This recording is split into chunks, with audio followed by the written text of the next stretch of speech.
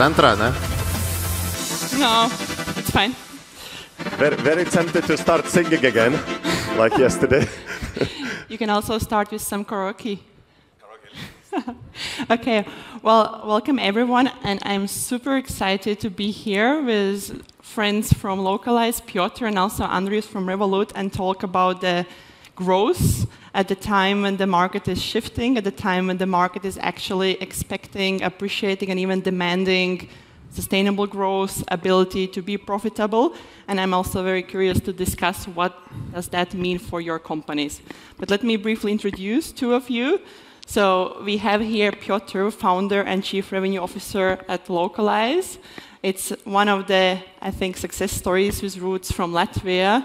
It's a workflow automation platform for localization processes. A company today, according to LinkedIn, roughly 250 employees, including also a proud investor like me, Eva from 3VC, more than 20 million ARR.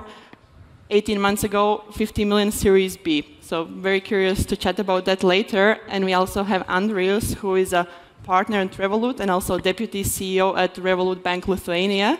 Andrius told me he has seen everything at Revolut. He has been there for more than 5 years. Too much. Has seen too much. Exactly. And I think Revolut is quite special. It's really a global financial super app that, compared to many other fintechs, turned profitable in 2021. I think well-timed, good job. Today, more than 30 million customers, I believe. And I was reading that last year you grew 30%, but the year before 200%. So let me start with the first question. What did it take to grow last year? Last year is a year where growth became actually quite expensive for many companies. Yeah, sure. And the important thing is it's the current situation, right, that is affecting the startups and tech companies in the world. Specifically, I think more in the US. I think we are lagging. A lot of you would agree. You know, it's kind of a 6-9 months lag to Europe. You know what is happening in the US in terms of like layoffs, in terms of kind of feeling the real impact of the economy. In our case, we are not even like not laying off people. We said we're going to recruit. And the topic actually is a bit misleading. You know, I don't necessarily, I mean, it's a good topic, don't get me wrong, whoever invented that topic, but mindful in the sense that you have to grow. Otherwise you will be crushed by competition or by market forces or whatever. It's so crucial to have that growth mindset that you cannot even allow not to grow. And, you know, they were so like, oh, but maybe you stop, maybe you kind of evaluate, you test a little bit more. In our case, we have that mentality of growing, never settling, 10x type of growth mentality. And I spoke, for example, yesterday, one of those parties, I spoke with one startup. I don't remember the name. I wouldn't tell the name if I knew. But what they said, they played in this Baltics markets. They said, yeah, we were like fine crafting the platform, whatever. If I remember, I maybe tell the name. But, you know, fine crafting, etc. And then, okay, we are ready to go to US or Western Europe. And it's like 100 of them, like them. It's and for us, it's a driving force. Right from the beginning, we thought we have to run extra fast because there were traditional banks, other neobanks that were like already big. Now we are bigger than them, just for the reason that we ran fast. And let's not forget the big tech, big tech. They already have billions of users. So, and if they are successful, thanks God they are not in entering the financial services still. We will have some challenges, right? So it's so important, especially for you guys, you know, who are, you know, doing something and kind of want one of the key elements, and you know ever more than probably anyone on us on stage, that traction is like music to VC's ears. Yeah, no, for sure. And I think Revolut, at least my perception has been like it was a lot about let's grow. We have to capture the user base. But then still 2021, first year of profitability. And I'm just curious whether that was the strategy first. Let's just grow, and then later on we will figure out, you know, how we can actually make money. In the beginning, yes. Again, it's not a secret now. It's still in this environment, right? You would need to show the traction, right? And have maybe earlier than used to be a business model, a monetization model, right? But but still, you know, that first one is that you wouldn't necessarily need to be profitable from first user. Right? No, I mean, then you're not. Then maybe it doesn't make sense to even be a venture-backed company. It's also fair to build small, sustainable companies, right? And once you get product market fit, like in our case, you know, the sky is the limit. You just push the. You're being very pragmatic, very rational. In our case, it's kind of to some extent is already a bit boring, you know, because you're pushing very kind of established, you know, lines. You're launching other lines, other features, you know, but just you do the right thing, just pushing the products which have tremendous product market fit. Yeah, but would you agree that last year and this year it's actually much harder to grow fast? Like, what's no, the spirit in Revolut? I wouldn't say everything is in your mind. I know it sounds cliche and you know like whatever, but really everything is in your mind. Well, good for you, Petr. Let me ask you. So, 50 million Series B, autumn 2021. How has your thinking evolved around the growth in the last 18 months? We raised at the peak of market valuations. This is no longer the case. So there was a time of zero interest rates, and this is what we should all understand. These times will not come soon or ever. At the same time, exactly as Andrius was saying, we are here to we play not to play, we play to win. And this is what probably unite all of us here. So regardless of how we grow, we need to grow. Oh no, we want to grow. We embrace growing. And everything else are small little details. Raising more, raising less, later or sooner. In B2B, probably you can even bootstrap to very large size because your customers, they vote with money. Businesses, they treat their time as money, and you can easily exchange that. With B2C, you should have first some size, and only then you can monetize it. But regardless, the ultimate goal is to win. Yeah. And what kind of growth would make you happy today? I know it's very hard for you to be satisfied. You always want to be better, but compared to at the time when you actually closed Series B and today, kind of how can you talk about how have your growth ambitions changed or plans? Okay, remember Silicon Valley? TV series, there was Tres Comas. For me, it's like triple-digit growth. We didn't have it last year. First half of the year, we had 100% annualized growth, but the second half, it was slower, so we closed 63% growth in 2022. I hope to get back to triple-digit growth end of this year, next year. So there's something pushing ourselves in order to grow faster. At the same time, we don't have the luxury anymore to grow at any costs. So this is healthy growth, efficient growth. And would you say that profitability? Do you want to add something? Go ahead. No. I just remembered, you know, talking about market, product fit, etc., etc. The key element, again, it's very, very cliche and very, very obvious, but it's the customer. And the best phrase I ever heard actually on the customer, how to delight them, etc., or just how to develop products, what to have in mind, the philosophy you have in mind, is from Jeff Bezos in one of the interviews. When you focus on customer, you cannot lose. You cannot lose when you focus on customer. And this stuck forever on me, and I see a lot of businesses that maybe I'm not making money in the beginning, losing money. But if they still pursue the best customer experience, the best kind of value and coolness and whatnot, they will win eventually, one way or another. So it's crucial. So in our case, it's really simple. We just, you know, we provide the best we can for the customer, all these value-added services, you know, all these kind of short clicks, you know, trimming the clicks from the process and UX and UI, and that's it. The customers will come and tell about that. It's that simple. Would you agree? 100%. Yeah. I mean, I think both Revolut and Lokalise today, despite the market turbulence, are in a very strong position, right, to actually remain and emerge as a leader and then dominate the market. So now you say that being obsessive with the product and customers, that's one of the magic sources. What are the other key decisions or just concepts that you have applied in the companies that enable you to be still in this strong position today, even though there are some challenges? Kind of what have been the fundamental factors to the strong position today? I would like to quote Jeff Bezos again. This is day one thinking. This is what on the top of my head right now. Like every day, we should see what will bring us closer to winning, regardless of what we were doing before. And this is both in product, in marketing, in sales, in the team. We are not looking to the past, we are looking to the future. In Revolut's case, it's almost like, to some extent, luck, but when you work hard, you attract luck. There is another Frank Sinatra or whatever saying, right? But we were kind of lucky. And again, this is not a silver bullet for you guys, right, to kind of focus on like 55 products like we do at the moment, right? But what helped us just before COVID, imagine, we were like essentially for many, many use cases, right, and in the audience as well, we were mainly used as a travel card. And COVID struck. Travel stopped globally. Imagine if we only had this as the single revenue stream for us. We probably would have been gone, really.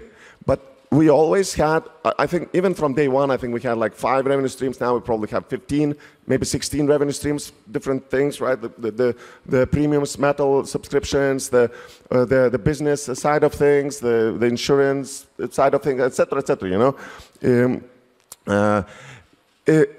what happened? Since we had trading boomed after the COVID, right? Because everyone had those, they went on this, how they call it, furlough, when they not working but getting the money. In America, they would get the checks as well, like what do you do with that? Oh, there's this thing called trading, So Robinhood, went up, in our case, it's amazing, it's through the roof, trading was like super fast.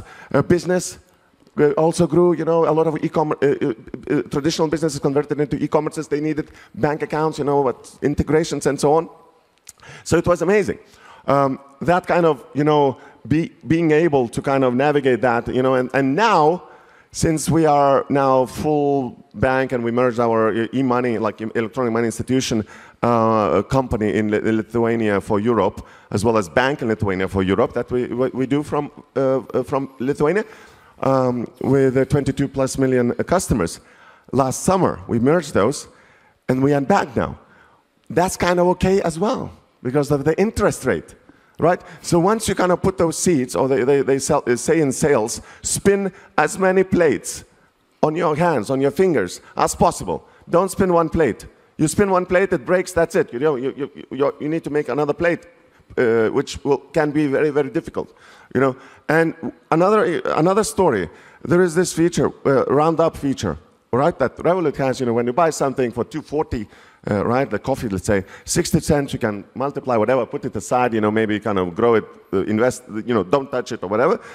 So this feature, our founder, Nick, was on Metro one morning, he went to the work, he saw this other startup, other fintech doing just that. I said, well, that's a nice feature. He slacked. I'm pretty sure he just went out of the Metro. He slacked, hey guys, let's develop this. There's the photo, how to do it. And 1 month later, we have the prototype, we launched it, and now we are probably like 10, if not 100 times bigger than this startup. If they're still alive, probably they're not even alive, right? And the last, to wrap it up, although we still have 36 minutes, which I want to repeat and kind of, I know it's obvious, I know it's cliche. It's not about ideas anymore. And it was never about ideas. It's all about execution. Some startups can take a photo of another startup and copy in 1 month. Some wouldn't copy in 10 years. Not being able to do that.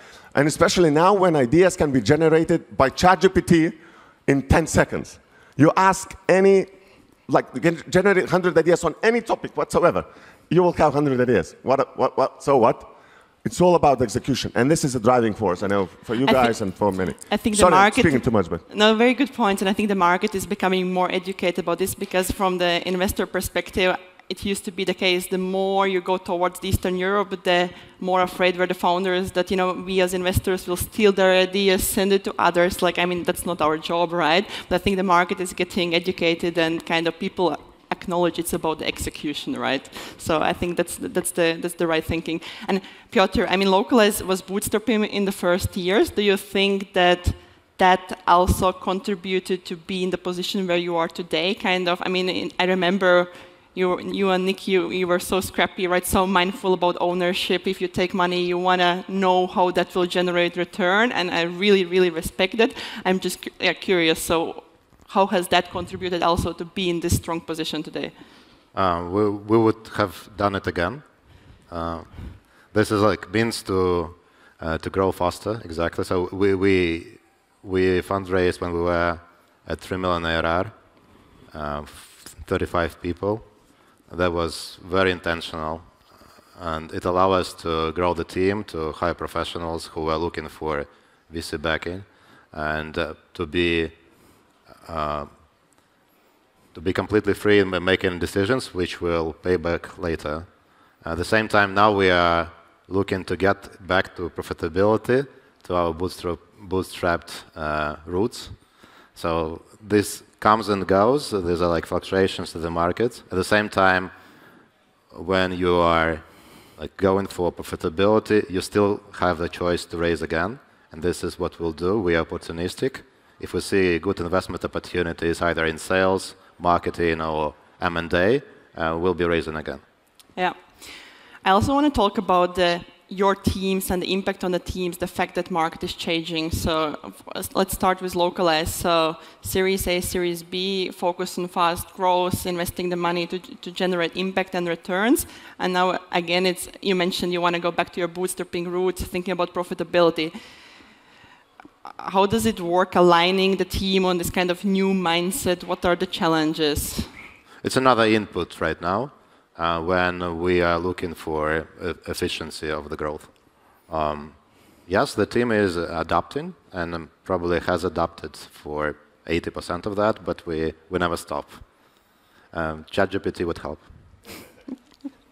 But I want to dig deeper into that. So do you need to do some major changes in the organization? Does that change your hiring practices? Just what does it mean to now have a motivated team that kind of also stands behind this aim of, hey, let's have mindful growth.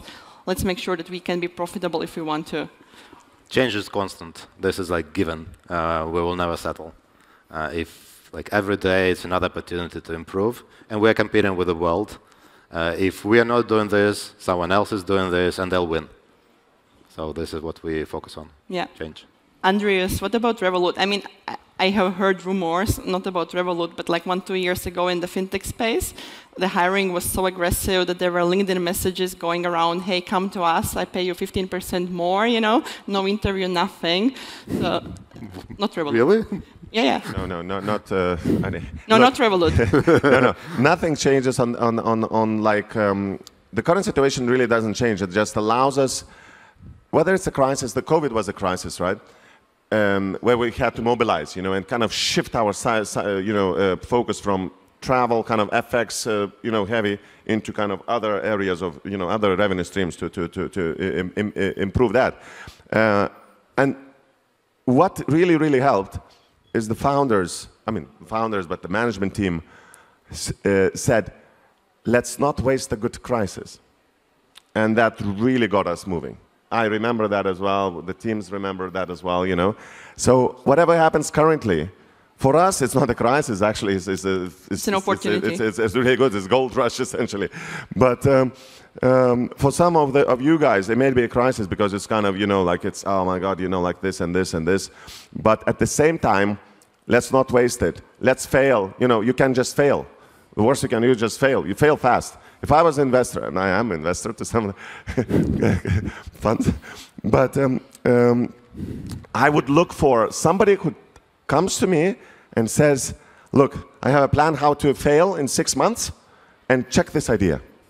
Oh my God, that's a very efficient way to spend the money, right? I would really, I don't know a lot of things. I don't know a lot of things. This is my plan how to test that if that, and I need like 100,000, And by that end, I should have the answer, and then we see what we do. So that talking about the others, because I think it's more about the audience, right, than the audience, what the audience can take. It's not many Revoluts in the audience, I guess, maybe 10, 5, right? But the rest is like a smaller companies, right? They kind of, it's maybe different challenges for you guys, and I feel you. But you say it's an opportunity, so does that mean you said, okay, let's double down? Opportunity, if the startup is not doing well, the opportunity is to kill the startup as soon as possible. Like to fail as soon as possible. This is like I would just do that without the blink of an eye. At the current environment, they say, oh, you're failing to raise a lot of money that you need, you know, like whatever, you maybe can raise bootstrap, whatever. Just guys, let's fail it. Let's fail it. Fast. It's hard, but sometimes it's really the best decision. And it's very relieving. I know, but you can see, you know, anyway. I can tell from my life, one of the regrets I have, I didn't kill a startup, my startup, and I wasted 1 year of my life doing something which was not supposed to fly. So this is one of the regrets. Otherwise, this is the mentality we try to introduce to our product team. We are not looking for success. We're not targeting success. We are targeting number of tests, hypotheses tested, and the ultimate outcome is to learn.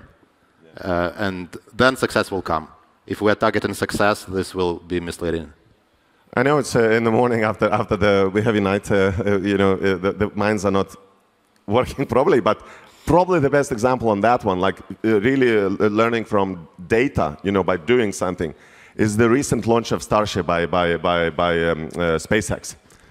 A lot of people are, oh my, and the headlines, you know, this media, oh, it crashed into pieces. Oh my God, the end of the world. Elon's tweet, or like some other guys could know what it's really about because they have another Starship ready. They just need the data to see what to fix because it will blow up again if they don't fix anything. It's like amazing, one of the best launches ever because we learned so much data, and this is crucial. You know, don't try to be perfect in the beginning, especially if you are not in the heavy regulated markets.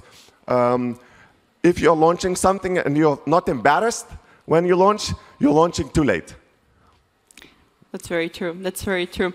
And thinking about now opportunities and where to invest as a company to actually capture those opportunities, has it changed how you actually now decide internally where to put, you know, resources in? Because what I have observed from many companies in the last, you know, like 2 years ago, they tried to do a lot of things in parallel because there was this pressure to grow and evolve. I'm just curious how that decision making happens today compared to 2 years ago. Maybe 1 year ago. Or 1 year ago. Okay. Yeah. Depends how quickly companies act. We are more focused 100%. Yeah. But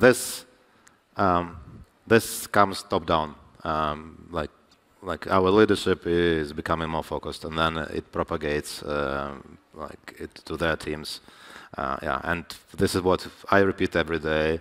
We repeat every week. We repeat every month. This is like stay focused, prioritize, optimize for impact. We do not optimize for processes or you know, what we're doing, outputs, but we are prioritizing for outcomes, for impacts. Okay. And at Revolut, you said a few times it's an opportunity, right? So curious whether you maybe just double down everywhere. I don't know. Yes, exactly. Spread ourselves everywhere in Europe in terms of, you know, the credits and other kind of things we do. The local branches, right, that we are launching in the countries so they can get the local IBANs. Yes, in Latvia maybe one day as well. I really believe it's going to be in this century. But the bigger countries, right? So we are active in France and Ireland already with this local IBANs, and we see huge take because people then can get salaries in better, etc. It's a huge problem actually in Europe, this IBAN discrimination. You should be getting paid 100% of time into your LT IBAN or any other IBAN in Europe. But the banks don't allow it, whether it's on purpose, whatever, you know, it's IBAN discrimination, and some of the neighboring fintechs in Estonia, for example, they are doing a good job in kind of routing. But in our case, we don't wait for somebody to fix that. We fix it ourselves, right? We launch it, the branches to actually get that into people's hands, right? It's all about doing. It's all about the execution. You were asking whether we are kind of spreading ourselves or like focusing. So in the products that we already know that there is a huge product market fit, it's just a process to kind of scale it into other markets, you know, fixing the compliance, you know, sorting out the compliance, launching it, launching. So you know what works, and it's about bringing it to the other markets. Exactly. With the moonshots or with the exotic, right, like bets, new bets, we call it. Yes, there is some kind of, you know, there's probably no need to kind of start to invent the wheel, you know, especially if you can just focus and probably get 10 times more impact or revenue or profit, you know, from profit margin from the things that are actually working and profitable. So yeah, it's as usual, you know. But we're like already really big, you know, we're 7,500 people, you know, like whatever 50 offices in the world, you know. So it's a bit different, you know. Like again, valid for some of you guys, but not for everyone. Yeah. Okay. Thank you. I think a topic that a lot of you have in your head, like many people say today, it's either about being default alive, so basically you can be profitable and break even, or default kind of that you for sure know that you are able to fundraise, right? Because in the between, at the moment, it's very hard. It will be very hard to fundraise if you are not a very clear case for the investors. Is this something also that you have been thinking about, and what would be your advice to the, let's pre-seed, seed stage companies here in the room? I still think there is a lot of money available. There's greater competition. Practica Capital said they have a lot of money. Just go to them. Yeah, Donatas exactly. said yesterday he has a lot of money. Hello, Donatas. So this dry power is waiting for good cases to invest into, and then the only thing you should be focused is bringing value to your customers. If you bring enough value, you could also come to Andrius or me. We'll invest. Don't worry. This is like. I agree, but you don't I think optimize the for capital is fundraising, you optimize for one thing, which is like bring value to your customers. Yeah, no, I agree that there's a lot of capital out there, but what we see is that the capital is becoming even more selective, which is great for the top percentages of the companies. You know, there is still investors fighting and selling themselves to the companies, so to say. But I think if you're not necessarily in this kind of upper percentage, it's quite hard, and that's when those. The simple suggestion is really just include the word AI in your presentation. That should help. I'm not sure if I agree. Did you do it's even worse if you change it from Web3 to AI. It's even better, you know? Okay. Coming back to actually managing the team in 2023 and so on. So how does the communication internally change? Like, do you see that you can keep your existing practices, or has this been a topic that you see that actually takes more effort to keep the engagement high? Because we have seen a few companies that actually kind of employee engagement goes down, there is uncertainty, there is maybe some churn on the employee side. So what does it mean for your internal communications? This has changed. People are here and there.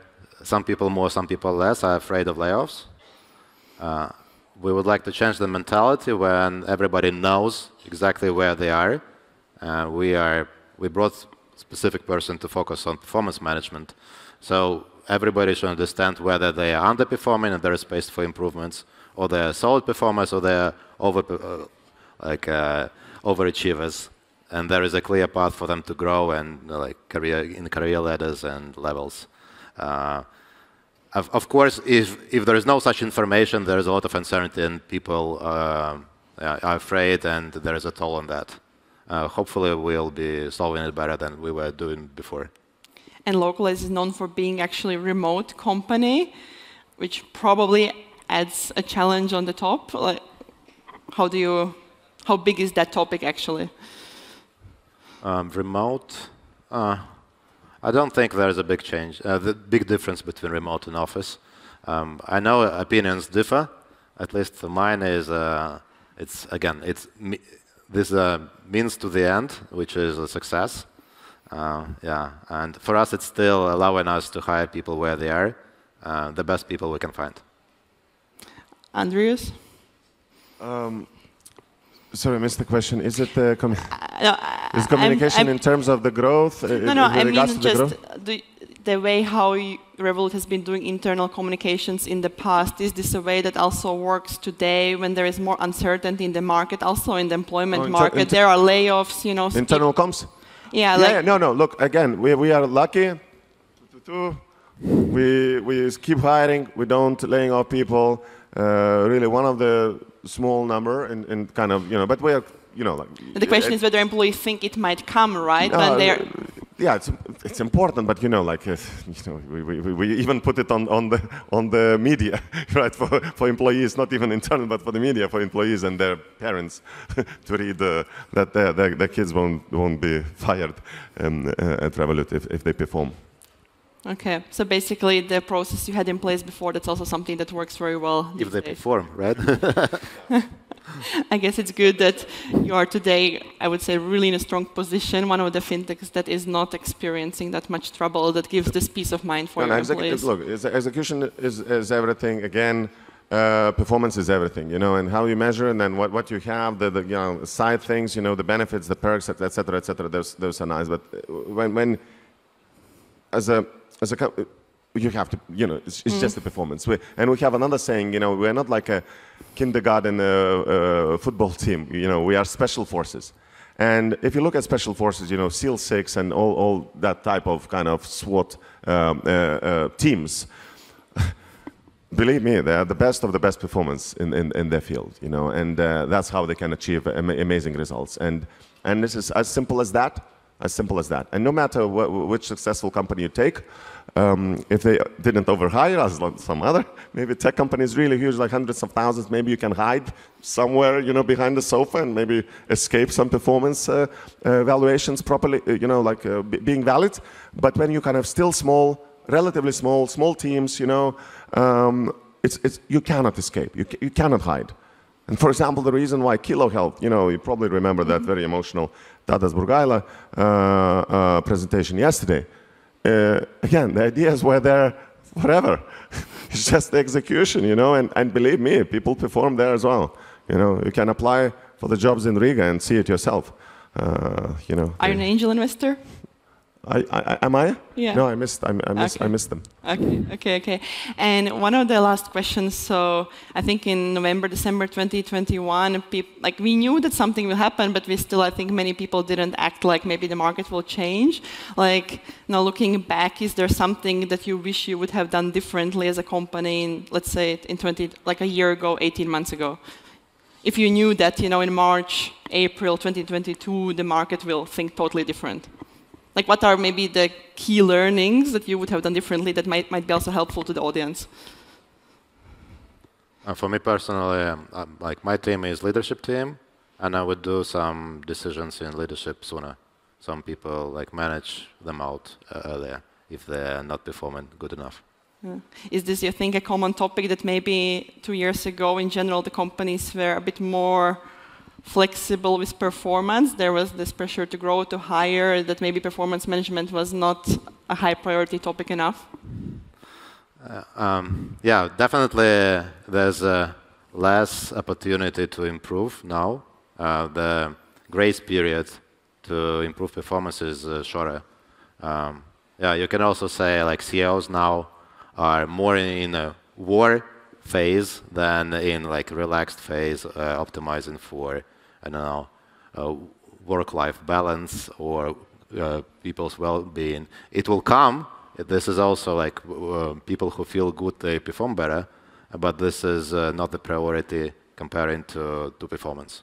Okay, so basically the main learning is to really be honest, what's the performance, also the leadership, and make hard decisions if needed. Yeah, there's a shorter feedback loop and decisions are coming faster. Okay, interesting. Andrius? Yeah, so I cannot think of anything on our side what we would have changed, if we knew what we know now. But maybe I would say that for the audience, especially if you're early stage, you would have wanted to raise a bit more, I guess, 2 years ago, 1.5 years ago, to build a bigger war chest, because that's also that would have been a competitive advantage through this 1 year, 1.5 years, So that would be my thinking. Yeah, I was talking to one big crypto company and asked what do they regret, and they said we regret not raising in January 2021. They could have, they didn't. Okay. And yeah, go ahead. Yes, November 21 we raised 50. We were planning to raise 25, 30, and there was some gut feeling at this type of multiples. We'd better raise a little more. I think I totally agree, but what I have also seen is that those companies that raised then before the market crashed, then I think everybody was quite optimistic and many companies really started to hire a lot for the growth phase, like ramping up sales and marketing teams. Then market changed, the market couldn't take that many sales and marketing resources. So what I have observed is that now in the last 12 months, so many companies have worked very hard now to get back to good sales efficiency metrics. ARR per FTE terrible in many companies. And so I think that's maybe the downside if someone raised too early and maybe it's not clear that the market will change. But I mean, great timing for you. Yeah, it's more of a disadvantage of a bad judgment afterwards than a disadvantage of raising earlier. Yeah, no, 100%, 100%. And what would be, we have still 5 minutes left, what would be, like there are a lot of companies out there that raised at this peak time at a very high valuations, and many of them say themselves they actually have to grow into the valuation because the market today wouldn't actually pay that. So what would be your key advice to those companies that face this situation? Oh, we might need to raise, but nobody will pay that. Just look, just ship, just execute, right? It's like talking about valuation essentially is nonsense, right? It's really just ship, show the traction, and then don't give any chances for the, let's say, for the investor to you're not growing, because if they see the decline for some sort, it's already they, of course they will ask for discount round, right? It's like I don't know, like it's maybe it's just too easy for me on this Friday. I think it's easier said than done, honestly. It sounds very easy, But are you saying then go for down round, just get the money in and keep building? If you really need the money, because a lot of companies don't have the traction that would support even a flat round. Yeah, so that's another thing. Set the goals, set what you want to achieve, get that, and then you increase the round or whatever. But if there is no runway left, what is really the down round? The down round is nothing. It's nothing until you actually convert your shares or share options into during the secondary or or the IPO, right? It's just a number. This is a very interesting question. If you think that with down rounds, founders will be diluted, and there is anti-dilution protection, right? Okay, yes. And then you also think that the teams will have zero value in their options. What is the motivation for them to continue working in this startup? And at the same time, there's an opportunity with ChatGPT, for instance, to start a new project with a very small team. So I think we should be seeing these type of examples. Yeah, but is there anyone from Klarna? Let's see how they are motivated. Now. It's a good example. Yeah. But I'm sure they are somehow. They still have some sort of vision. Yeah. I mean, and in the end, investors want still the team and the founders to feel this is their baby. Like there is no benefit for us. Like if you think, okay, it doesn't make sense to do this anymore. So I assume that there will be always a customized solution if there needs to be a down round. But I think Revolut is doing that well apparently, that there are a lot of companies out there that are in this situation, that they don't have the traction to raise even at the flat round. They maybe have a runway of 6 to 9 months. I see a lot of those. I feel, yeah. Yeah, as an investor, would you agree on I think there needs to be a customized solution. We don't want to dilute the founders that they, I don't know, own 10-20% if anti-dilution provision kicks in. But sometimes it really then depends how many concerns we have about other topics. But then it might be that this valuation topic becomes the reason why you ultimately pass. If there's 1-2 more kind of concerns, and that's bad for the teams. But yeah, I think just also take the money, find the solution that it works somehow for everyone, and get going, but it's easier said than done, honestly. Yeah. I'm not asking for myself. I know. I know. Okay, is there one question from the audience? We have 1.5 minutes left. Some burning question. I don't see it. Okay. Is there? No, everyone is sleeping. I guess it's too early. I heard the party went on until 6 a.m. Super early, and thank you, by the way, you can... Let's give a round of applause to the audience. For being here so early. Yeah. Thank you for coming here so early. Great. No, thank you for having here. Is there any final words you want to share with the audience? Just, if you focus on customer, you cannot lose. I really, really like this, and it's the drive. It has to be the drive for any startup, especially early days, where you can really make a difference. Get those 3, 5, 10 customers, the happiest customers on earth. Whether you run a coffee shop, whether you run some, building some platform, whatever, just make the customers happy, and the sky is the limit. It's still true. Just do it. Don't regret what you've done. Don't regret what you haven't done. And also, Steve Jobs, stay hungry, be foolish. All is true. Perfect. Thank you.